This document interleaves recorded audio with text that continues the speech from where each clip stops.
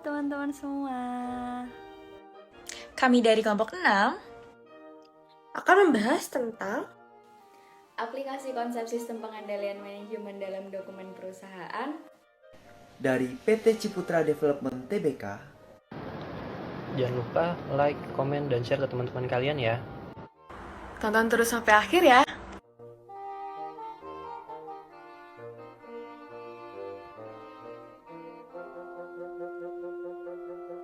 Baik, saya akan memulai dari tujuan perusahaan. Setiap perusahaan tentu memiliki tujuan perusahaan. Tujuan perusahaan ini adalah sesuatu yang ingin dicapai atau dihasilkan oleh perusahaan, yang nantinya akan dijabarkan oleh visi dan misi. Pernyataan visi menjelaskan tentang bagaimana masa depan yang ingin dicapai oleh perusahaan, sedangkan misi mencoba menjelaskan tentang tujuan organisasi yang sejalan dengan nilai dan harapan para stakeholder. PT Ciputra Development memiliki visi perusahaan yaitu mengembangkan grup bisnis dengan semangat yang unggul dan penuh inovasi, sehingga menjadi nilai tambah dalam memberikan kehidupan yang lebih baik bagi masyarakat, dan juga memberikan kemakmuran dan kesejahteraan bagi para pemangku kepentingan. Kemudian misinya adalah menjadi yang terdepan dalam bisnis properti, dengan menjadi yang unggul, profesional, dan menguntungkan, sehingga menjadi pilihan pertama bagi para konsumen, kemudian menjadi tempat kerja yang menantang dan menarik bagi para karyawan, kemudian berikutnya menjadi investasi yang paling menguntungkan bagi para investor, terakhir memberikan berkat nyata bagi masyarakat dan tanah air. Terima kasih. Selanjutnya, saya akan melanjutkan tentang strategi untuk mencapai tujuan tersebut, di mana terdapat strategi pemasaran yang digunakan PT Ciputra. Yang pertama ada strategi produk, di mana terdapat diferensiasi produk, yang mana PT Ciputra menerapkan inovasi berupa sistem cluster, sehingga calon konsumen akan mempunyai banyak pilihan. Yang kedua ada fasilitas perumahan, seperti sekolah, tempat ibadah, dan lain-lain. Yang kedua terdapat strategi harga, di mana terdapat sistem pembayaran yang fleksibel, yaitu PT Ciputra menerapkan sistem pembayaran in-house, yaitu pembayaran angsuran langsung pada perumahan Ciputra. Yang kedua tentunya harga premium dengan kualitas yang premium. Yang ketiga terdapat strategi promosi, di mana terdapat sales in-house, yang kedua agen, yang ketiga pameran, dan yang keempat ada event khusus. Nah, yang terakhir yaitu strategi distribusi, di mana PT Ciputra melakukan strategi distribusi dengan membuka kantor pemasaran PT Ciputra. Selanjutnya terdapat implementasi strategi PT Ciputra Development. Yang pertama yaitu per tahun 1998 hingga 2004 melakukan restrukturisasi hutang, di mana konversi hutang menjadi ekuitas modal dan penyelesaian hutang dengan aset.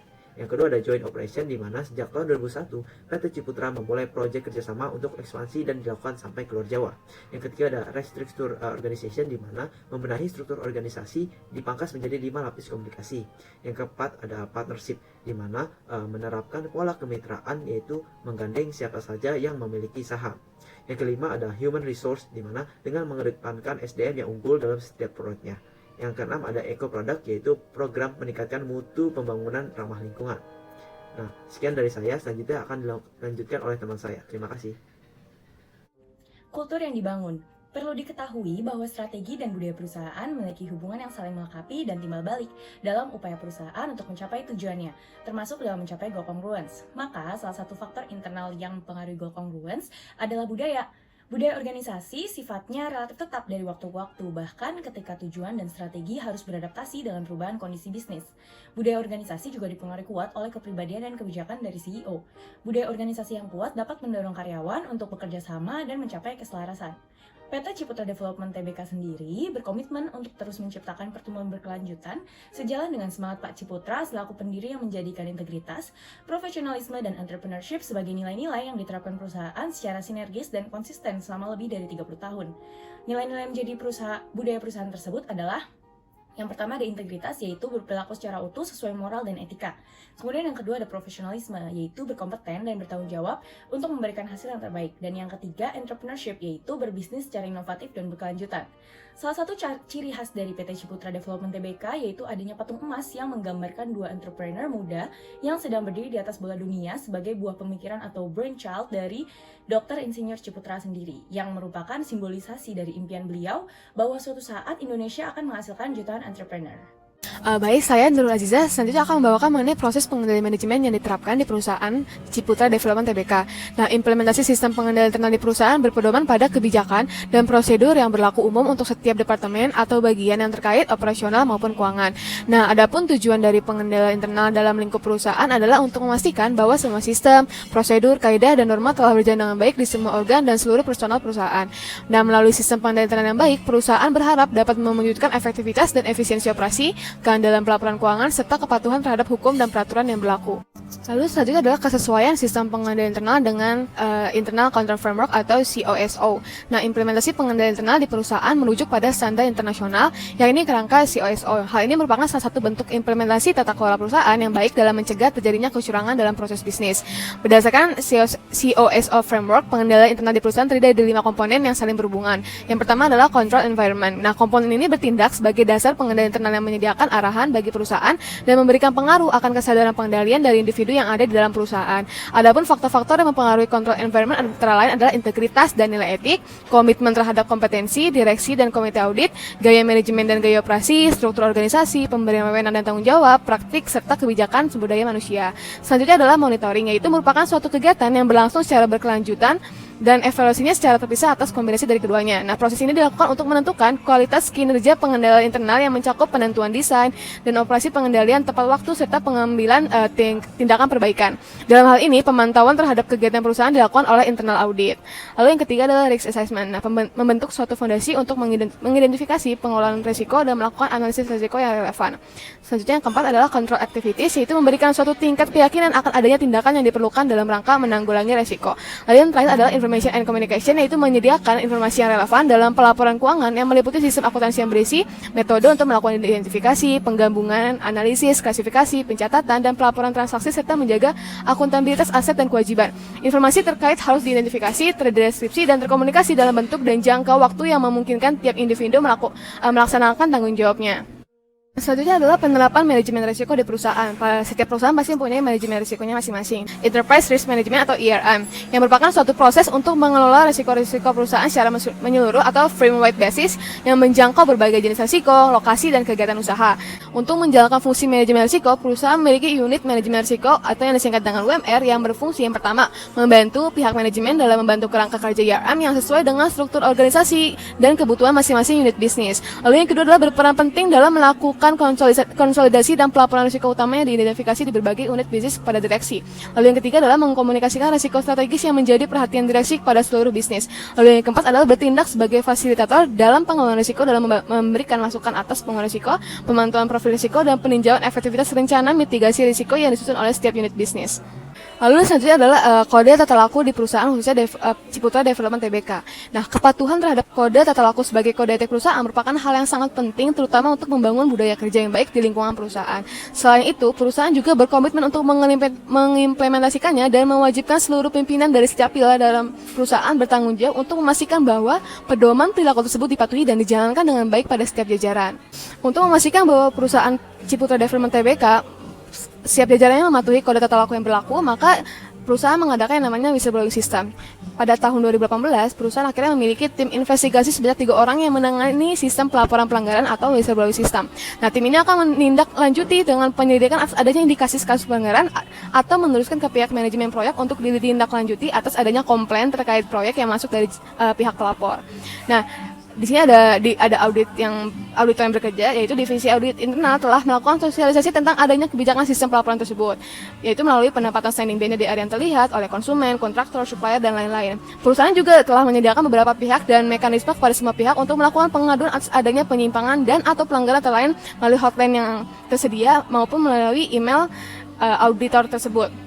Selain itu, perusahaan juga memberikan jaminan perlindungan sepenuhnya kepada para pelapor dengan menjaga kerahasiaan identitas pelapor, dan jika pelapor merupakan karyawan maka keamanan posisinya juga dijamin karena identitasnya dirahasiakan.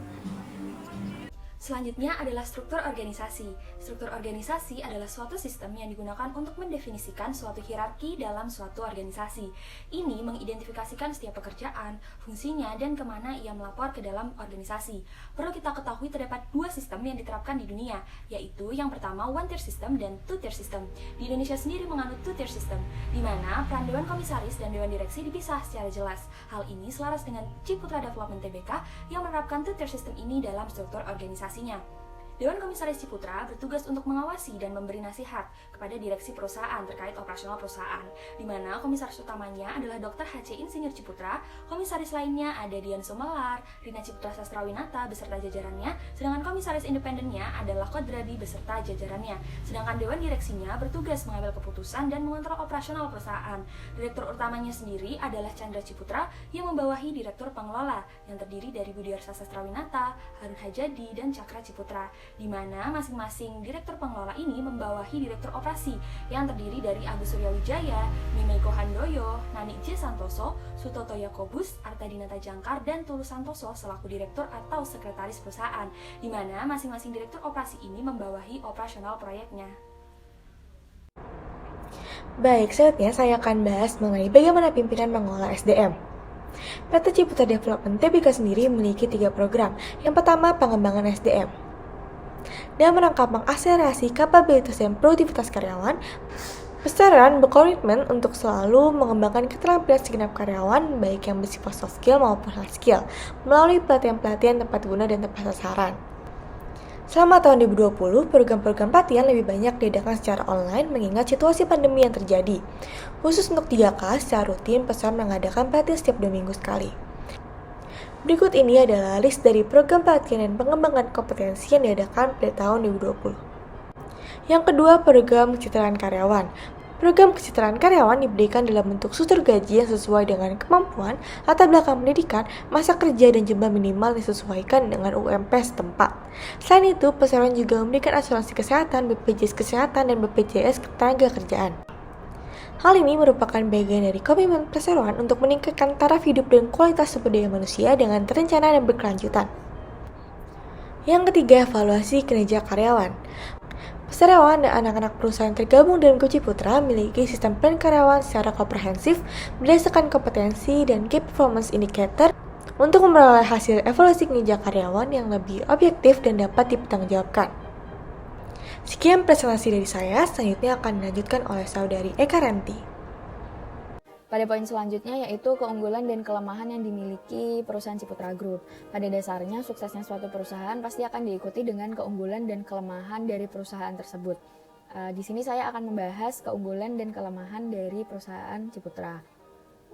Untuk keunggulan yang pertama, pada kualitas SDM. Ciputra memiliki SDM yang mumpuni dan berpengalaman di bidangnya.